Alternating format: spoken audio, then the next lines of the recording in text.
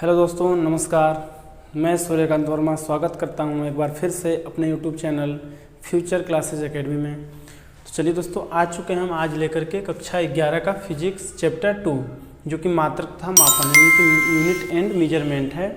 आज हम इस चैप्टर के बारे में थोड़ा जानेंगे कि इसकी क्या क्या इस अध्याय में हमें पढ़ना है। मुख्य रूप से यूपी बोर्ड एग्ज़ाम के थ्रू क्या क्या इम्पोर्टेंट है, इस चीज़ को हम देख लेते हैं, पहले समझ लेते हैं ध्यान से, और उसके बाद हम इस चैप्टर को स्टार्ट करेंगे।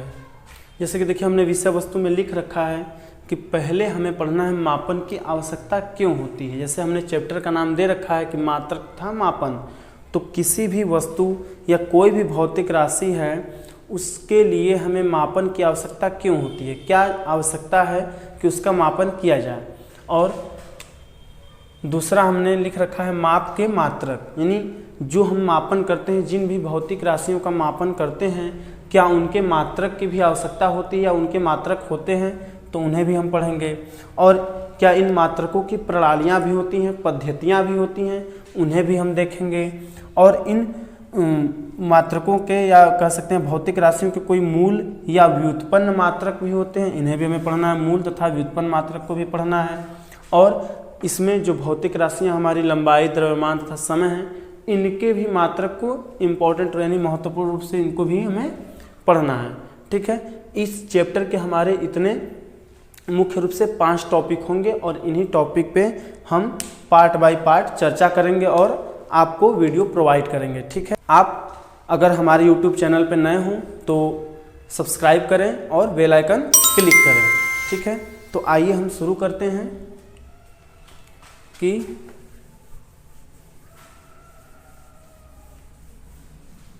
हम इस चैप्टर के पहले इंट्रोडक्शन के बारे में, थोड़ा इस चैप्टर के प्रस्तावना के बारे में बात कर लेते हैं कि इसका प्रस्तावना क्या है, यानी इसको बोलते हैं इंट्रोडक्शन।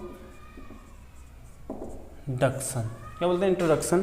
थोड़ा इसके इंट्रो के बारे में पता कर लेते हैं कि क्या होता है दरअसल में ये मात्रक तथा मापन। यानी मात्रक तथा मापन किसका करते हैं, यानी अब भौतिक विज्ञान हम पढ़ रहे हैं तो जो भौतिक राशियों को हम इसमें उपयोग करेंगे उन भौतिक राशियों का मात्रक होगा। और उनका मात्रक कैसे आएगा? उनका मापन करने से आएगा। कैसे आएगा? उनका मापन यानी मेजरमेंट करने से उनके मात्रक यानी यूनिट्स प्राप्त होंगे। ठीक है, यानी हम इसके अनुसार कह सकते हैं कि ऐसी भौतिक राशियां या ऐसी राशियां कह सकते हैं, ऐसी राशियां जिनका प्रत्यक्ष अथवा अप्रत्यक्ष रूप से मापन किया जा सकता है, भौतिक राशियां कहलाती हैं। तो हम इसे लिख लेते हैं कि ऐसी राशियां जिनका प्रत्यक्ष अथवा अप्रत्यक्ष रूप से मापन किया जा सकता है, भौतिक राशियां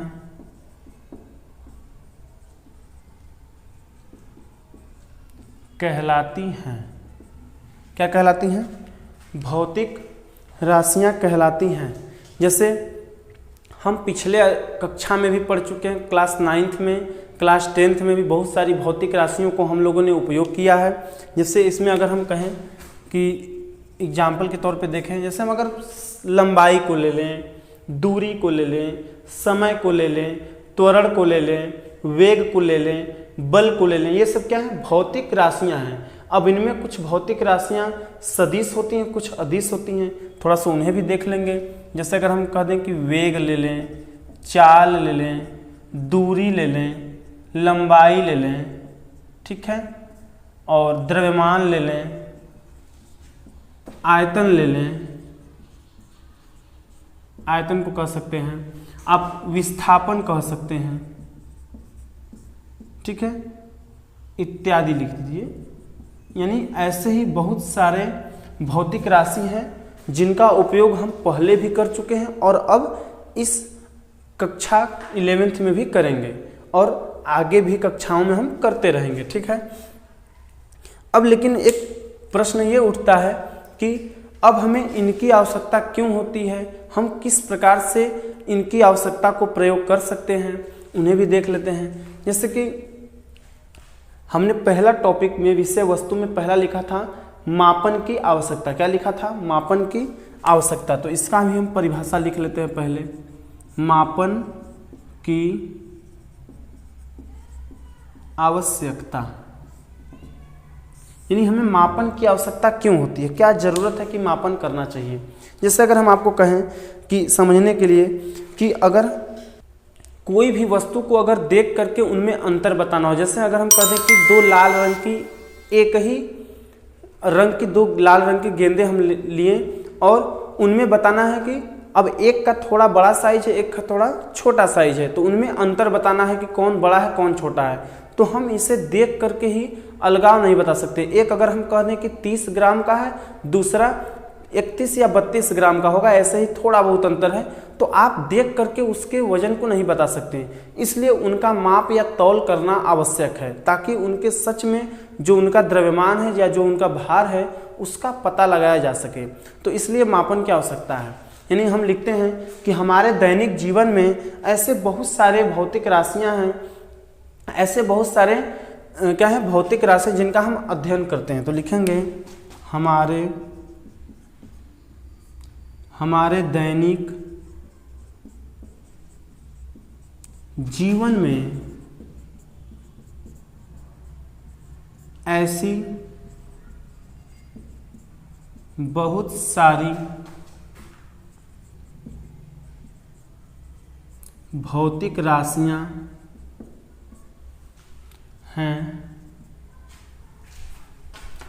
जिनका अध्ययन हम अपने ज्ञानेंद्रियों द्वारा करते हैं। हमारे दैनिक जीवन में ऐसी बहुत सारी भौतिक राशियां हैं जिनका हम अपने ज्ञानेंद्रियों द्वारा अध्ययन करते हैं, परंतु कुछ ऐसी भी होती हैं, कुछ ऐसी भौतिक राशियां होती हैं जिनको केवल देख करके ही या केवल कह सकते हैं कि छू करके या देख करके उनके रंग को, उनके आकार को या उनके आकृति को, ठीक है, अब उनके आकार, आकृति या रंग या वेशभूषा उनका कैसा है ये केवल बताया जा सकता है, परंतु एग्जैक्ट उनका द्रव्यमान कितना है या एग्जैक्ट उनकी लंबाई कितनी है या एग्जैक्ट उनका वॉल्यूम यानी आयतन कितना है ये हम कभी नहीं बता सकते। ये कोई भी व्यक्ति नहीं बता सकता कि उसका एग्जैक्ट द्रव्यमान यानी कि उसका सच में माप क्या है, उसका सच में माप क्या है। तो उस सच में यानी रियल माप को, वास्तविक माप को या मापन को ज्ञात करने के लिए ही हमें मापन की आवश्यकता होती है, ठीक है। तो यहाँ हम लिखेंगे कि हमारे दैनिक जीवन में ऐसी बहुत सारी भौतिक राशियां हैं जिनका अध्ययन हम अपने ज्ञानेंद्रियों द्वारा करते हैं, परंतु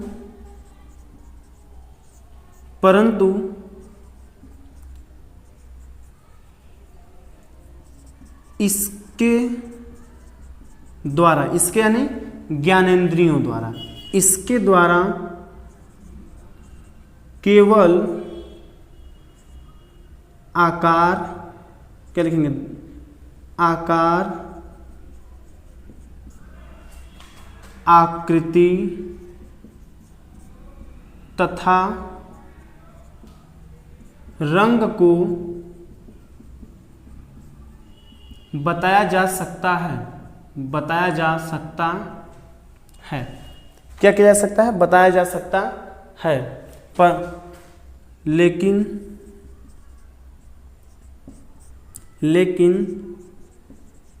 इसका द्रव्यमान,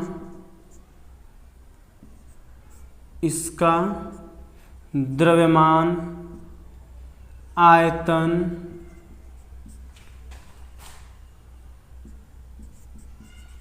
लंबाई तथा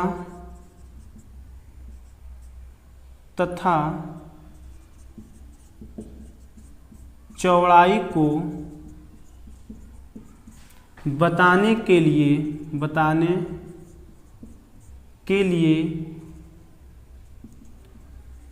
इसकी मापन की आवश्यकता होती है। यानी जब किसी भौतिक राशि को बताना होता है तो हमें किसकी आवश्यकता होती है? मापन की। ठीक है, सीधे सीधे एक शब्द में कहेंगे कि मापन की आवश्यकता क्यों होती है? तो हमारे दैनिक जीवन में ऐसे बहुत सारे भौतिक राशि हैं जिनको बताने के लिए या वास्तविक उनका पहचान कराने के लिए हमें मापन की आवश्यकता होती है। जैसे में किसी वस्तु का द्रव्यमान बताना हो, आयतन बताना हो, लंबाई चौड़ाई यानी क्षेत्रफल बताना हो, ठीक है ना। अब ये सब बताना हो तो क्या कहेंगे कि मापन की आवश्यकता होगी। अब अगर कोई कह दे कि उसका रंग कैसा है तो देख के बता सकते हैं। उसका आकार कैसा है वो देख के बता सकते हैं, गोला है, चपटा है, त्रिभुजाकार है, कैसा बेलनाकार है, कैसा है, या उनका आकृति कैसा है, बनावट कैसा है, किस शेप का है, वो भी बता सकते हैं। परंतु जब उनका द्रव्यमान बताना होगा, आयतन और लंबाई चौड़ाई ये सब चीज़ें जब बतानी होंगी तो हमें उसकी मापन की आवश्यकता होगी। ठीक है दोस्तों, तो ये रहा मापन की आवश्यकता, जैसा कि हमने पहले भी बता रखा है। और अब आज हम फिर बता देते हैं कि हमने ये क्लास स्टार्ट किया ऑनलाइन, एकदम फ्री है। आप बिना कहीं कोचिंग जाए, बिना कहीं ऑफलाइन कोचिंग ज्वाइन किए ही आप हमारे यूट्यूब चैनल से पढ़ सकते हैं और नोट्स को तैयार कर सकते हैं, जो कि आपको यूपी बोर्ड एग्जाम में टॉप क्लास नंबर दिलवा सकता है। आपको सभी विषय के टीचर अवेलेबल हैं यहाँ पर, सभी विषय के वीडियो यहाँ पे प्रोवाइड किए जा रहे हैं। आप विषय वाइज, क्लास वाइज, आप अपना चैप्टर वाइज नोट्स बना करके अपना तैयार कर सकते हैं और आपको बहुत ही ये उपयोगी होने वाला है। ये साल जो 2023-2024 का सेशन है, इसमें आपको मैं गारंटी देता हूँ कि आप जरूर अच्छा स्कोर करेंगे अगर आप हमारे चैनल से जुड़े रहें, बने रहें। हम पूरे साल आपके लिए मेहनत करेंगे, एकदम फ्री। कोई यहाँ पर वैलिड पे का सिस्टम नहीं है, एकदम फ्री आपको प्रोवाइड कराया जाएगा वीडियो, और एकदम अच्छे ढंग से, जैसे ऑफलाइन कोचिंग में क्लास कराया जाता है, बच्चों को पढ़ाया जाता है, एकदम वैसे पढ़ाया जाएगा। आपको सब विषय के आपको नोट्स तैयार करने होंगे। ठीक है, तो चलिए आगे हम देखते हैं। अब हमने इंट्रोडक्शन देख लिया और पहला हेडिंग हमने देख लिया कि मापन की आवश्यकता क्यों होती है। अब थोड़ा सा मापन के विषय में पढ़ लेते हैं। मापन के भाग भी होते हैं, मापन क्या होता है, और इसमें एक हमारे वैज्ञानिक भी आते हैं लॉर्ड केल्विन। उन्होंने मापन के विषय में क्या कहा है, अपना स्टेटमेंट दिया, उन्हें भी देख लेते हैं थोड़ा सा।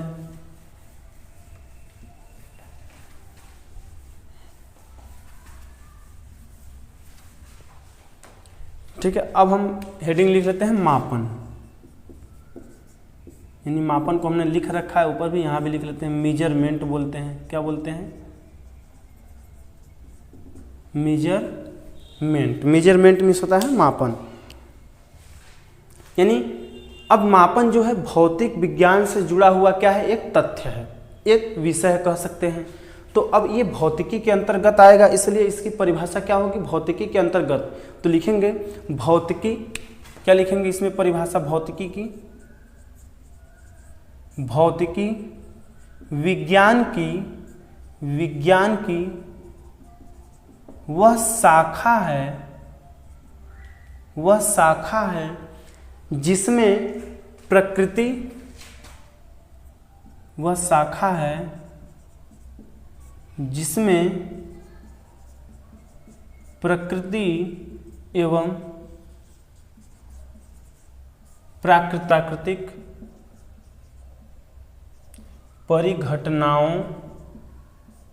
प्राकृतिक परिघटनाओं का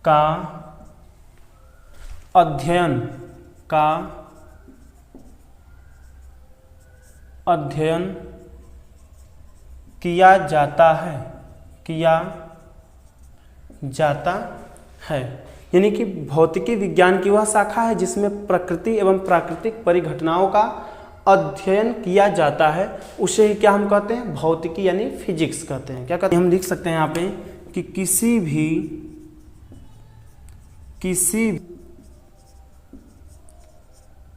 व्याख्या के लिए परिघटना की व्याख्या के लिए परिघटना की व्याख्या के लिए भौतिक राशि के मापन की भौतिक राशि के मापन की आवश्यकता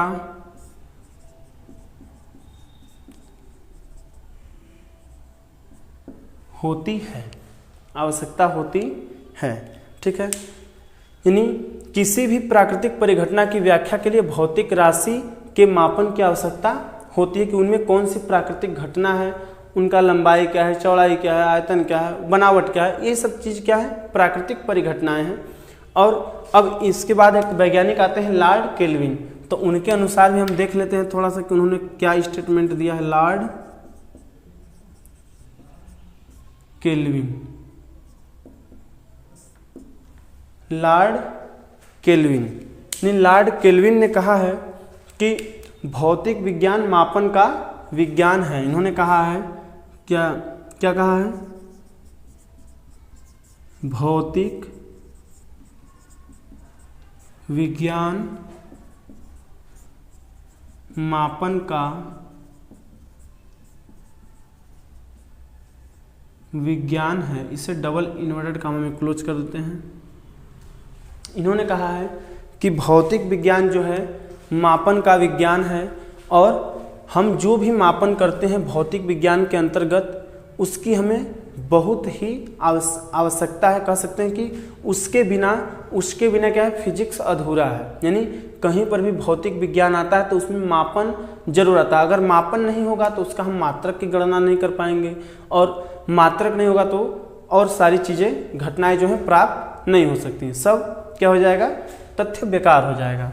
ठीक है, तो इन्होंने यही स्टेटमेंट दिया है कि जो भौतिक विज्ञान है वह क्या है, मापन का विज्ञान है। ठीक है, अब इसके बाद हम समझ लेते हैं कि जो हमारा मापन का है विधि वह कितने प्रकार का है। यानी हम लिखेंगे किसी भौतिक राशि के मापन के लिए, इसके नीचे लिखेंगे किसी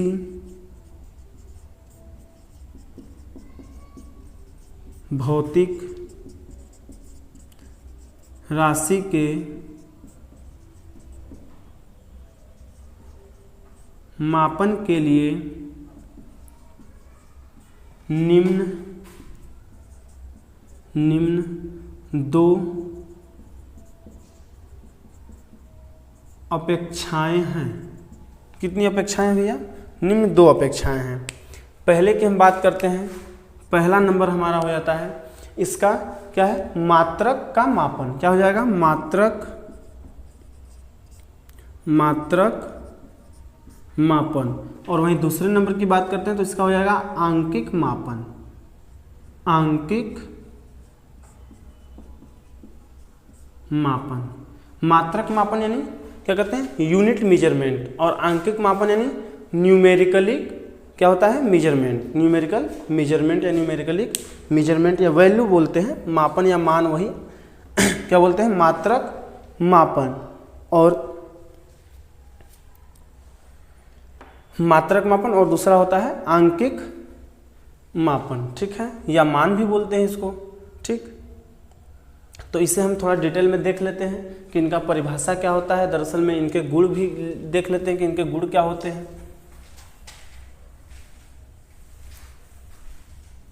ठीक है, चलिए हम लिखते हैं। पहला नंबर हेडिंग हमने क्या लिखा था,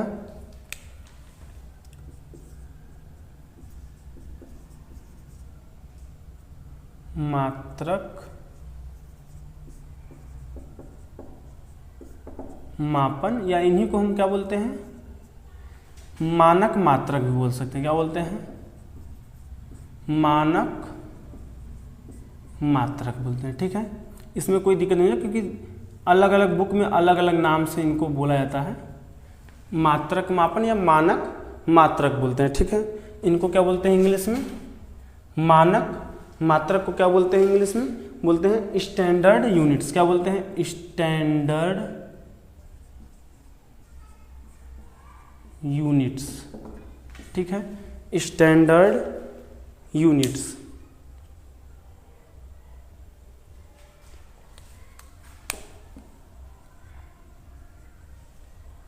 ठीक है, अब इसका परिभाषा क्या हो जाएगा? लिखते हैं इसका परिभाषा।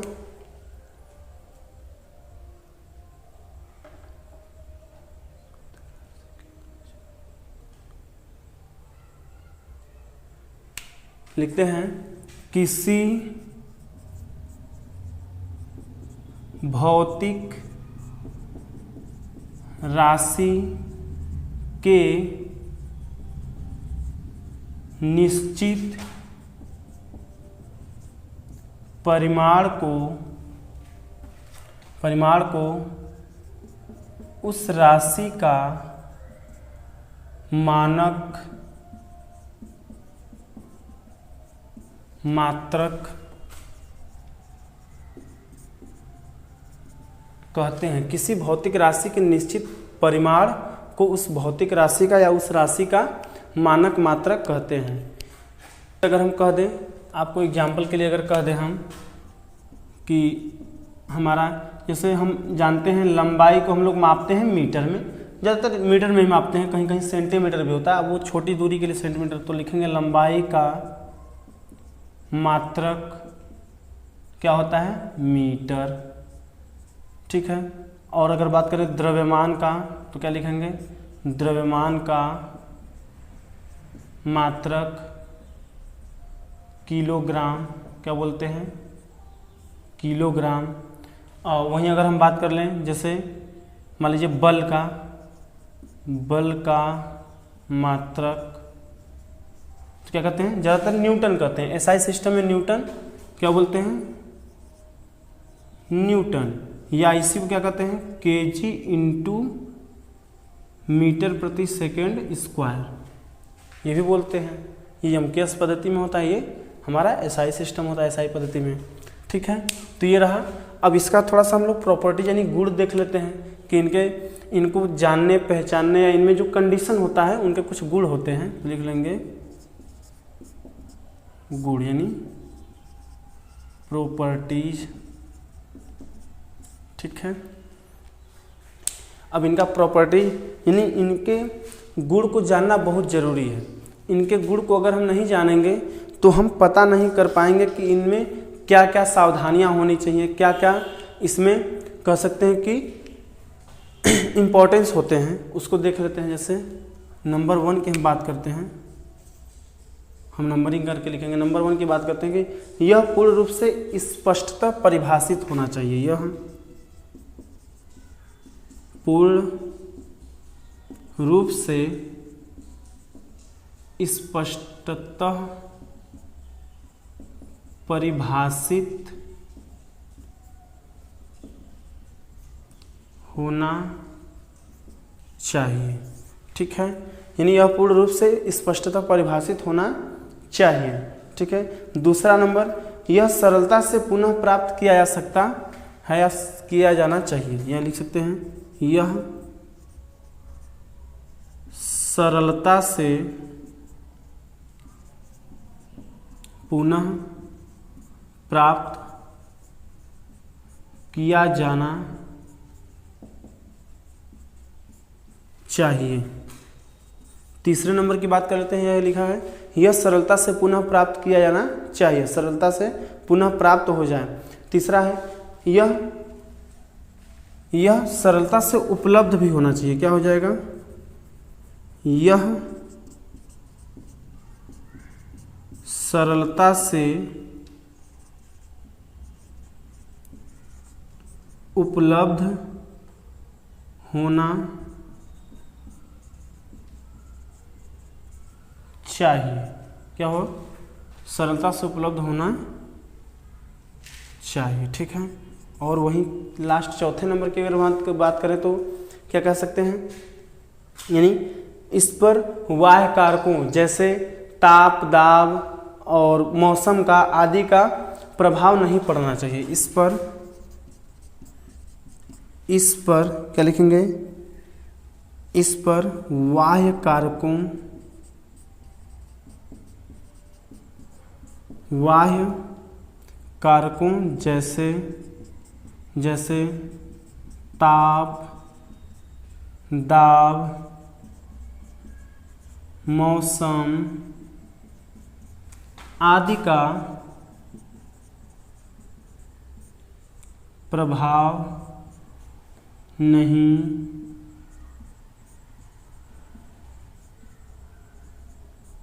पड़ना चाहिए। ठीक है, इतना हम गुण के बारे में कि जो हमारा मानक मात्रक होता है, यानी किसी भौतिक राशि के निश्चित परिमाण को उस राशि का मानक मात्रक कहते हैं। एग्जाम्पल में जैसे लंबाई का मात्रक मीटर हो गया, किलोग्राम द्रव्यमान का मात्रक हो गया, और बल का मात्रक न्यूटन हो गया। ठीक है, और इनके गुण यानी ये होने के लिए क्या क्या कंडीशन होना चाहिए, क्या क्या हमारा प्रॉपर्टीज होना चाहिए, यानी यह पूर्ण रूप से स्पष्टता परिभाषित होना चाहिए कि ये लंबाई ही है, ये द्रव्यमान ही है, और यह सरलता से पुनः प्राप्त किया जाना, यानी बार बार उसको तौलने पर प्राप्त हो, और यह सरलता से उपलब्ध भी होना चाहिए, और यह बाह्य कारकों जैसे ताप, दाब, मौसम यानी आर्द्रता, नमी हो गया, ताप हो गया, दाब हो गया, यानी इन सब चीज़ों से कोई प्रभाव इन पे नहीं पड़ना चाहिए। ठीक है, ये हो गया हमारा मानक मात्रक। अब हम दूसरा नंबर देख लेते हैं, हमारा जो आंकिक मान था उसको देख लेते हैं। आंकिक मानक या मान बोलते हैं।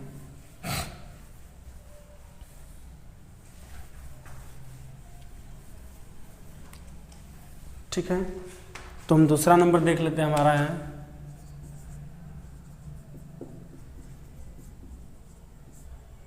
आंकिक मान। आंकिक मान को क्या बोलते हैं इंग्लिश में?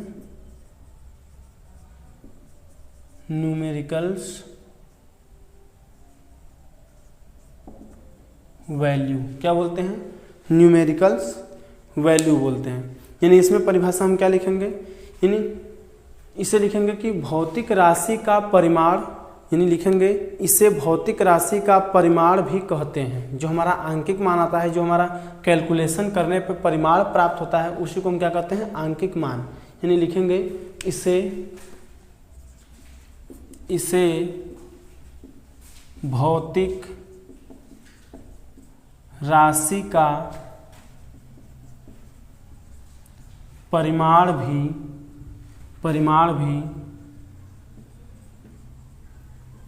कहते हैं। यह एक, लिख सकते हैं, यह एक शुद्ध संख्या है, शुद्ध संख्या है जो यह प्रदर्शित करता है कि यह भौतिक राशि में मान कितनी बार सम्मिलित है। ठीक है, कितनी बार सम्मिलित है। यानी अगर हम फार्मूला बनाना चाहें तो कह सकते हैं कि हमारा आंकिक मान बराबर मापी जाने वाली भौतिक राशि का परिमाण और बटे के उस भौतिक राशि के मानक मात्रक का परिमाण ने।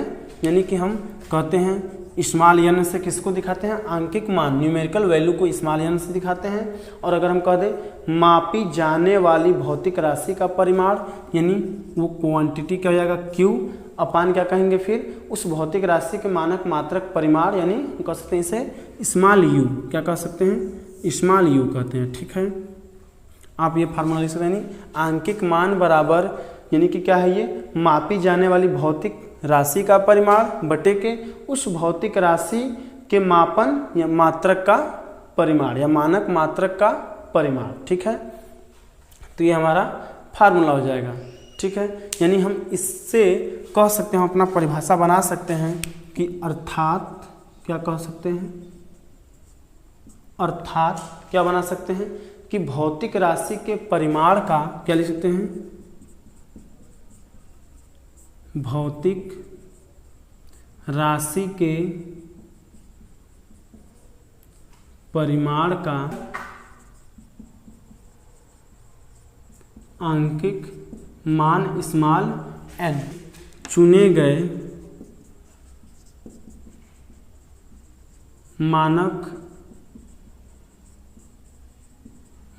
मानक मात्रक के परिमाण u कहेंगे। इसके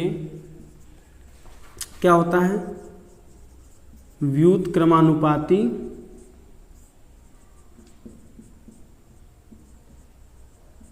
होता है।